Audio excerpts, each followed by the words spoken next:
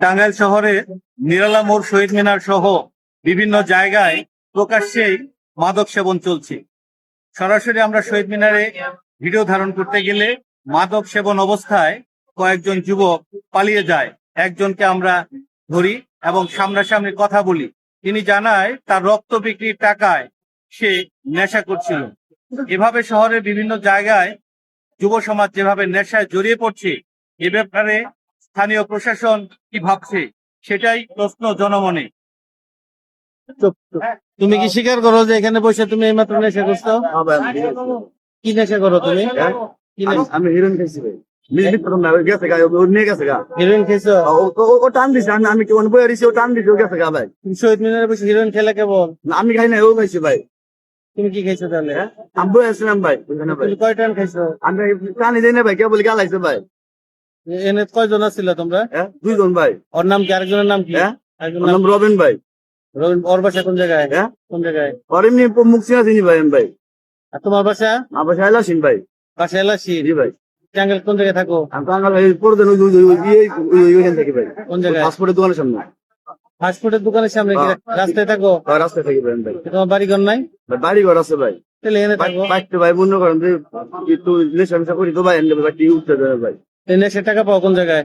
ভিক্ষা করে খাই ভাই ভাই। জিজ্ঞাসা দেখেন যে এইখান থেকে দপ্তর আছে ভাই, আমার দেখেন সবার কাছে জিজ্ঞাসা দেখেন আমি ভিক্ষা করি ভাই। ভিক্ষা করে নেশা করো? হ্যাঁ ভাই। প্রতিদিন কত টাকা লাগে তোমার নেশা করতে? ভাই আমি 500 টাকা ভিক্ষা করি ভাই প্রতিদিন। মানে 500 টাকা ভিক্ষা করো, এই 500 টাকা দিয়ে নেশা করো? হ্যাঁ ভাই। তোমার নাম কি? আমার প্রদীপ কুমার শীল ভাই। প্রদীপ কুমার শীল। জি ভাই। এই যে শহীদ মিনারে তুমি কেবল নেশা করতেছিলে, এরপরে কি আরো শহীদ মিনারে নেশা করবা? না ভাই, আর করবো না ভাই। যা ভুল হয়েছে ভাই, আমি আর করবো না ভাই। আমি ভাই কোনো করতে চড়াতে ভাই আমি সঙ্গ দিই না ভাই। আমি জিজ্ঞাসা দেখেন ভাই সবার মানে সাথে ভাই। তোমার মূল কি কাজ করো? সারাদিন ভিক্ষা করো, সেই ভিক্ষার টাকাতে নেশা করো? হ্যাঁ ভাই। আরো নেশা করবা? না না ভাই, আমি ভাই কথা দিলাম ভাই, আমি শহীদ মিনার কোনোদিন নেশা করবো না ভাই। আমি কথা দিলাম ভাই। শহীদ মিনারে নেশা করবে না, অন্য জায়গায় করবা? ভাই আমি ভাই বাদ দিত ভাই, বাদ দিলে ভাই আমি পাইছি ভাই। ফ্যামিলি ছাড়া যে এটা নেশা করবো ভাই জানেন ভাই। আমার বাচ্চা ভাই নলা বাদ দেয় না ভাই নেশা নিয়ে ভাই। তুমি অন্য কোনো কাজ করো না, খালি ভিক্ষা করো? আমি গাড়ি চালাতে পারি ভাই। খালি ভিক্ষাই করো? আমি সিএনজি চালাতে পারি ভাই। চেন চালাতে পারো, কিন্তু এখন কি করো প্রতিদিন? এখন আমি ভিক্ষা করি ভাই। ভিক্ষা করে নেশা করো? এরপরে যে এখান থেকে শুরু করে দেখেন জ্ঞান ভাই, আমার সবাই চিনে ভাই। আমি ভিক্ষা করি ভাই। আমি অন্য কোনো মানুষের মতো ভাই কোনো দান্দা মান্দার মতো কোনো চাই না ভাই। আমি ভাই আমরা জিজ্ঞাসা দেখতে পারেন ভাই সবাই রে ভাই। এই তুমি যে ভিক্ষা করে নেশা করতেছো, মানুষ যে তোমার ভিক্ষা দেয়, এই নেশা করার জন্য কি ভিক্ষা দেয় তোমারে? না না না ভাই। তাহলে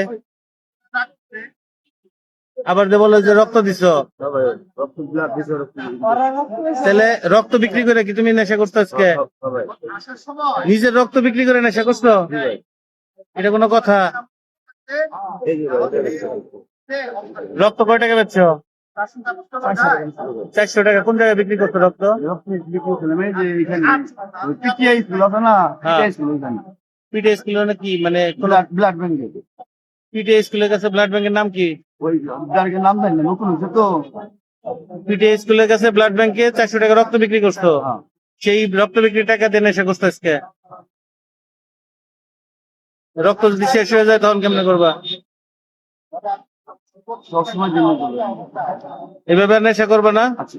হ্যাঁ, ভালোভাবে থাকো, ভালোভাবে কাজ করবো করে খাও। ভাই আমি এখানে থাকি ভাই, আমার দেখেন ভাই, আপনি ঠিক আছে খোঁজ নেবেন আমার সম্পর্কে যদি এক ভুল ত্রুটি পান ভাই, ঠিক আছে আমি যা সাথে তুমি নেশা করো, এটাই তো ভুল ত্রুটি।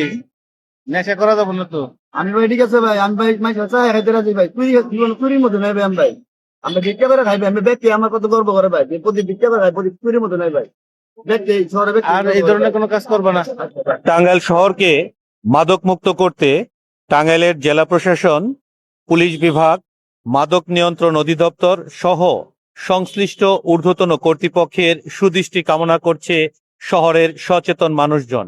এভাবে প্রকাশ্যে মাদক সেবন তরুণ সমাজকে ভয়াবহ ধ্বংসের দিকে ঠেলে দিচ্ছে।